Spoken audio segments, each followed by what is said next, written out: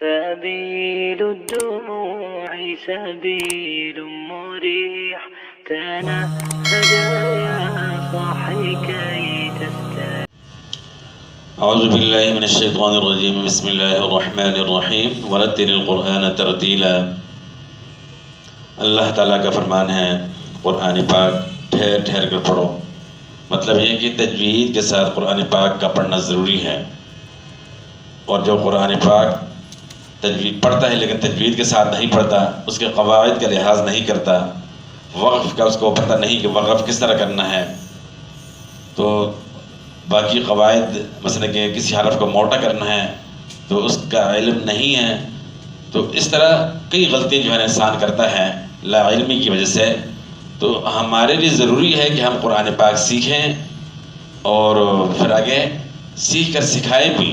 گھر کے اندر جو ہے ہم خود جو ہے نا قرآن پاک پڑھانے والے بن جائیں۔ اگر ایک ماں ہے تو بچوں کی اچھی تربیت کر سکتی ہے، جب وہ قرآن پاک پڑھی ہوگی، ضروری بنیادی چیزیں اسلام کی سیکھی ہوں گی،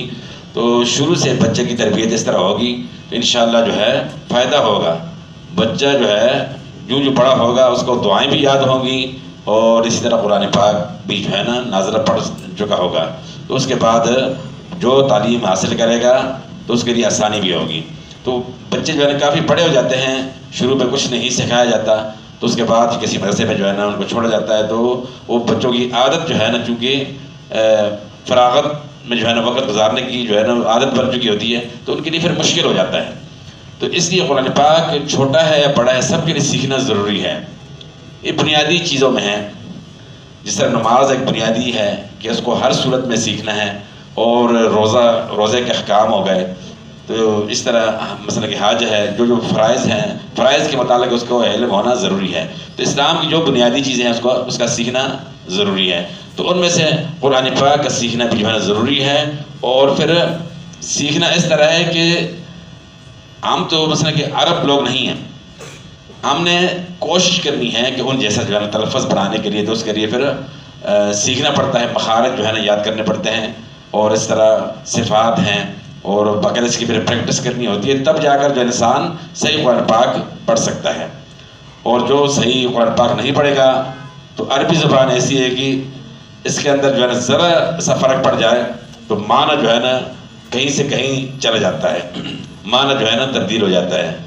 تو بعض وقت اس طرح یعنی تبدیل ہو جاتا ہے کہ کفریہ معنی بن جاتا ہے۔ تو اس لیے قرآن پاک کا سیکھنا ضروری ہے۔ مثال کے طور پر ہم اگر پڑھتے ہیں قلب،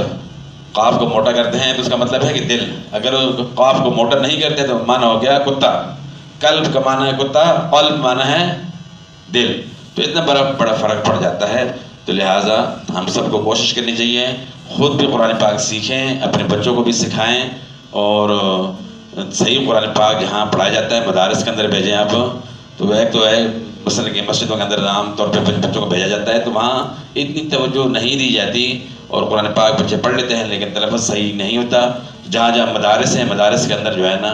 بچوں کو آپ بھیجیں تاکہ صحیح طریقے سے قرآن پاک پڑھنے والے بن جائیں،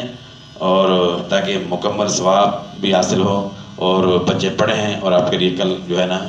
آپ کے لیے دعائیں دیں، اور آپ کے لیے صدقہ جاریہ بنیں۔ والسلام۔